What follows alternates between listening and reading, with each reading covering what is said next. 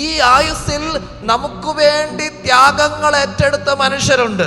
സ്വന്തം സന്തോഷവും സുഖവും നോക്കാതെ മറ്റുള്ളവർക്ക് വേണ്ടിയിട്ട് ജീവിതം മാറ്റിവെച്ചിട്ടും തിരസ്കരിക്കപ്പെടുന്ന ചിത്രങ്ങളുണ്ട്. അതിൽ പ്രമുഖനാണ് ഇസ്രായേലിന്റെ നേതാവായ മോശ.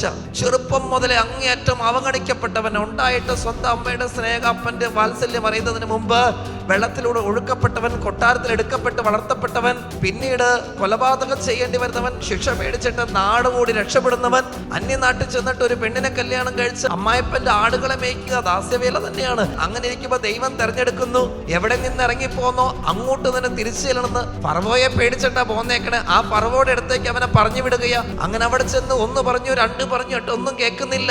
10 മഹാമാരികൾ ദൈവം അയച്ച പിന്നെ ഫറവോയൊന്ന് അഴഞ്ഞത്. എന്നിട്ട് അവിടെ നീ ജനത്തെ കൊണ്ടുവരുക, കെട്ടിയോളെ മക്കളെ എല്ലാം ഇട്ടിട്ട് ഈ ജനത്തിന് വേണ്ടിയിട്ട് ജീവിക്കുന്ന ഒരു മോശ. അങ്ങനെ മറ്റുള്ളവർക്ക് വേണ്ടിയിട്ട് ജീവിക്കണ ഈ മനുഷ്യനെ കുറിച്ച് ഇപ്പൊ അഹ്റോനും മിരിയാമും കൂടെ പരാതി പറയുക. മോശ വഴി മാത്രമാണോ ദൈവം സംസാരിച്ചിട്ടുള്ളത്?